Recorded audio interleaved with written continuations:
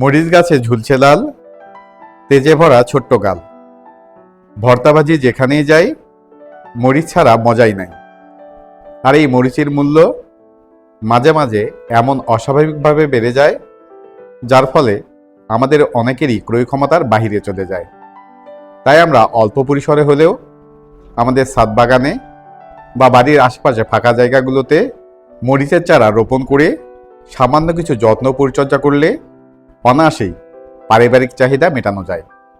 Hello friends, আসসালামু আলাইকুম। আশা করি সকলে ভালো আছেন। কাছে ও দূরে যে যেখান থেকে আজকের এই ভিডিও দেখছেন, গ্রিন গার্ডেনিং কেয়ারের পক্ষ থেকে আপনাদের সকলকে জানাই আন্তরিক প্রীতি ও শুভেচ্ছা। প্রিয় বন্ধুরা, আজকের এই ভিডিওতে মরিচ গাছের এমন দুইটি বিশেষ যত্ন পরিচর্যার কথা বলবো, যে যত্ন পরিচর্যাগুলো করলে আপনার ছাদ বাগানে বা মাঠ বাগানে থাকা মরিচ গাছগুলোতে অসংখ্য পরিমাণে মরিচ ধরবে। এর সঙ্গে তিনটি সাধারণ যত্ন পরিচর্যার কথা বলবো। তাই ভিডিওটি অত্যন্ত গুরুত্বপূর্ণ হতে চলেছে। তাই ভিডিওটি স্ক্রিপ্ট বা কেটে কেটে না দেখে শুরু থেকে শেষ পর্যন্ত দেখার অনুরোধ রইল। আর আপনারা যারা এই চ্যানেলের নতুন দর্শক, আপনাদের কাছে রিকোয়েস্ট, পরবর্তীতে এইরকম গার্ডেনিং বা ছাদ কৃষি বিষয়ক বিভিন্ন বিষয়ের উপর নতুন নতুন ভিডিও পেতে হলে চ্যানেলটি সাবস্ক্রাইব করে পাশে থাকা অল নোটিফিকেশন বেলটি অন করে রাখবেন। আর যারা ইতিমধ্যেই এই চ্যানেলের সদস্য হয়েছেন, আপনাদের প্রত্যেককে জানাই অসংখ্য ধন্যবাদ। তো চলুন বন্ধুরা, ভিডিওটি শুরু করা যাক।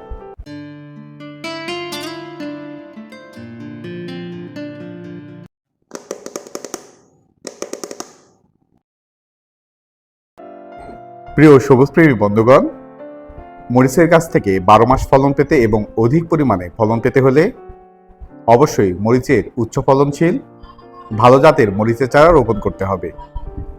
আর এক্ষেত্রে বিজলি প্লাস, সুপারহিট, ডন অথবা বাড়ি জাতের মরিচের চারাগুলো রোপণ করলে অধিক পরিমাণে এবং 12 মাসই ফলন পাওয়া যায়। প্রিয় বন্ধুরা, মরিচ গাছ থেকে অধিক পরিমাণে ফলন পেতে হলে যে দুটি বিশেষ পরিচর্যা করতে হয়,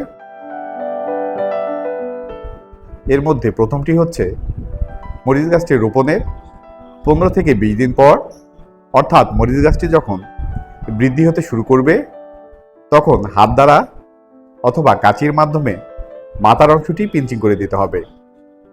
এতে করে গাছটি অনেক ঝোপালো হবে এবং গাছটিতে অধিক পরিমাণে ফলন পাওয়া যাবে।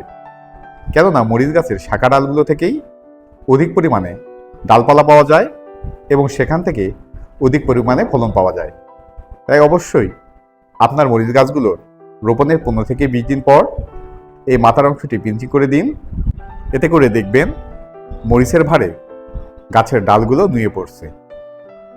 প্রিয় বন্ধুরা, মরিচের গাছের দ্বিতীয় যে বিশেষ যত্ন পরিচর্যাটির কথা বলবো, সেটি বেশ গুরুত্বপূর্ণ।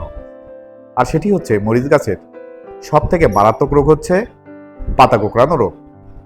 এই পাতা কোঁকড়ানো রোগের ফলে দেখা যায় গাছের বৃদ্ধি একেবারে থমকে যায় এবং ফলন অনেকাংশে কমে যায়। আর এই পাতা কোঁকড়ানো রোগ সাধারণত দুই ধরনের হয়ে থাকে। কিছু মরিচ গাছের পাতা দেখা যায় উপরের দিকে কুঁকড়ে থাকে, এটি দেখতে কিছুটা নৌকার মতো দেখা যায়। আর এটি সাধারণত থ্রিপস পোকার আক্রমণে হয়ে থাকে। আর এই পোকা দমনের জন্য ইমিটাপ বা টিডো, এই দুটির মধ্যে যে কোনো একটি কীটনাশক প্রতি লিটার পানির সঙ্গে 1 থেকে 1.5 ml মিশিয়ে 7 দিন পর পর গাছে স্প্রে করতে হবে। আবার কিছু কিছু মরিচ গাছের পাতাগুলো দেখা যায় নিচের দিকে কুঁকড়িয়ে থাকে, এটি দেখতে প্রায় উল্টো নৌকার মতো দেখা যায়। আর এটি সাধারণত মাইটস বা মাকড়ের আক্রমণের ফলে হয়ে থাকে। আর এই রোগের জন্য আভামেকটিন গ্রুপের ভার্টিমেক ওষুধটি স্প্রে করতে হবে। এই ওষুধটি প্রতি লিটার পানির সঙ্গে 1 থেকে 1.5 ml মিশিয়ে 7 দিন পর পর গাছে স্প্রে করলে এই পাতা কোঁকড়ানো রোগ থেকে মরিচ গাছকে রক্ষা করা যায় এবং অধিক পরিমাণে ফলন পাওয়া যায়। প্রিয় বন্ধুরা, এবার মরিচ গাছের সাধারণ 3টি পরিচর্যার কথা বলবো। মরিচ গাছ একেবারে ওভার ওয়াটারিং বা আন্ডার ওয়াটারিং পছন্দ করে না। টবের মাটির আর্দ্রতা বুঝে মরিচ গাছটিতে পানি প্রয়োগ করতে হবে। দ্বিতীয়টি হচ্ছে মরিচ গাছটিতে যখন ফুল চলে আসবে তখন নাইট্রোজেনযুক্ত খাবার কমিয়ে দিয়ে পটাশিয়ামযুক্ত খাবার বাড়িয়ে দিতে হবে। এক্ষেত্রে SOP অর্থাৎ সালফেট অফ পটাশ গাছের আকার এবং টবের সাইজ অনুযায়ী গাছের টবের মাটিতে প্রয়োগ করতে হবে। আর ঘরোয়া উপায়ে কলার খোসা ভেজানো তরল জৈব সারটি অথবা পেঁয়াজের খোসা ভেজানো তরল জৈব সারটি পানির সঙ্গে মিশিয়ে টবের মাটিতে 10 থেকে 15 দিন পর পর প্রয়োগ করলে অধিক পরিমাণে ফলন পাওয়া যায়। আর তৃতীয় পরিচর্যাটি হচ্ছে মরিচ গাছটি ছাদ বাগানের এমন একটি স্থানে রাখতে হবে যেখানে সারাদিনের রৌদ্র পায়। আর মরিচ গাছের ফুলগুলো যদি হলুদ হয়ে সব ঝরে পড়ে তবে একটি অনুখাদ্য স্প্রে করে দিবেন। মরিচ গাছের এই সকল যত্ন পরিচর্যা যদি সঠিকভাবে করতে পারেন তবে আশা করা যায় আপনার ছাদ বাগানে অথবা বাড়ির আশেপাশে 2-4টি মরিচ গাছ থাকলে রান্নার কাজে বা পরিবারের যে কোনো প্রয়োজনে নিজ গাছ থেকেই পারিবারিক চাহিদা মেটাতে পারবেন। তো এই ছিল আজকের ভিডিওটি কেমন লেগেছে বা ভিডিও সম্পর্কিত যদি কোনো প্রশ্ন থাকে তাহলে অবশ্যই কমেন্ট বক্সে কমেন্ট করে জানাবেন। ভিডিওটি যদি ভালো লেগে থাকে তাহলে লাইক ও বেশি বেশি আপনার সোশ্যাল পেজে শেয়ার করবেন যাতে করে আপনার ফ্যামিলি মেম্বার্স ও অন্যান্য সবুজপ্রেমী বন্ধুগণ উপকৃত হতে পারেন।